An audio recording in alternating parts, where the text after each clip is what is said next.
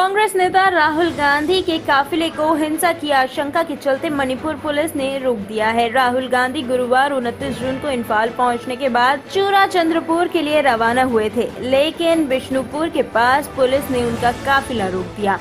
इस पर कांग्रेस ने प्रतिक्रिया देते हुए इस दुर्भाग्यपूर्ण बताया है और कहा है कि मोदी सरकार राहुल गांधी को रोक रही है। ये बेहद दुर्भाग्यपूर्ण है कि मोदी सरकार राहुल गांधी को राहत शिविरों का दौरा करने और इम्फाल के बाहर लोगों से बातचीत करने से रोक रही है।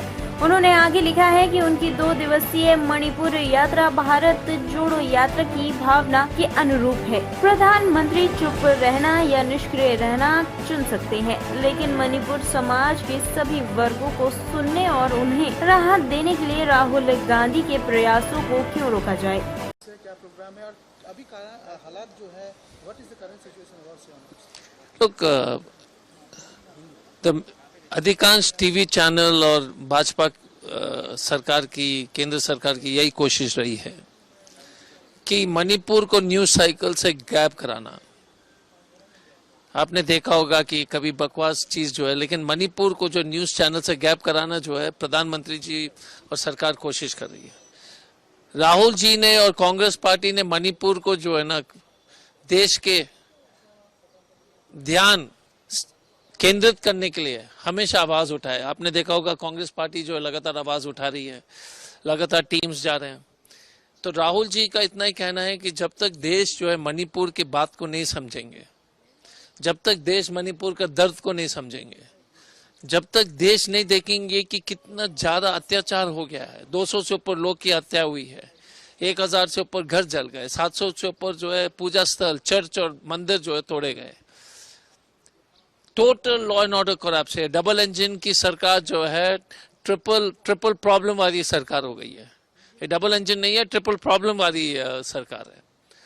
तो राहुल जी आएंगे 3-4 जगह, उनका कार्यक्रम है, 2 दिन का कार्यक्रम। समाज के हर एक वर्ग से मिलेंगे, पीड़ित लोग से, और उनका दर्द दुख बांटने का कोशिश करेंगे, उनको जो है संयम देने के लिए। और मुझे लगता है राहुल गांधी जी के विजिट से जो है सरकार को कम से कम ये सीख लेनी चाहिए, प्रधानमंत्री जी को सीख लेनी चाहिए कि मोदी जी क्या कर रहे हैं, राहुल जी पहुंच रहे हैं, वो तो एक आम नागरिक हो गए और उनको इतनी चिंता, देश के प्रधानमंत्री को कोई चिंता नहीं।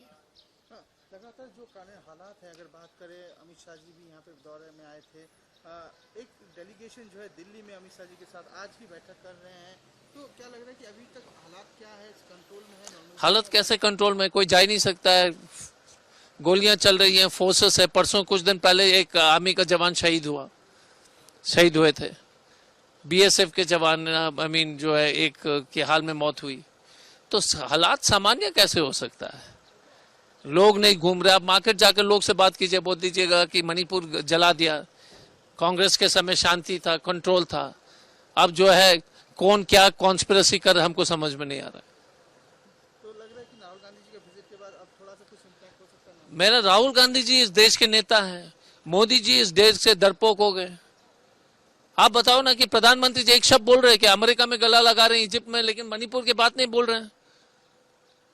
और एक आदमी जो अभी आम नागरिक है, वो देश के दर्द के लिए हर जगह घूम रहा है। मणिपुर हमारा बहुत इंपॉर्टेंट हिस्सा है।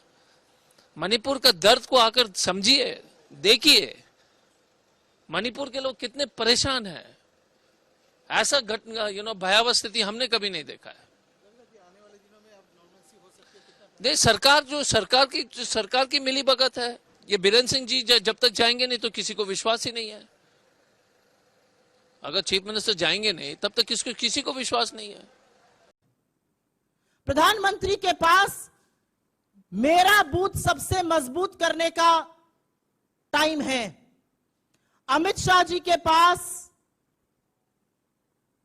बिहार घूमने का वक्त है। जेपी नड्डा जी के पास राजस्थान जाकर झूठ परोसने का वक्त है। लेकिन इनमें से किसी के पास यह वक्त नहीं है कि वो जाकर मणिपुर में लोगों का हाल जान सके, उनके आंसू पोंछ सके। ऐसा क्यों है? और इस बात का जवाब तो मिलना चाहिए कि ऐसा क्यों हो रहा है।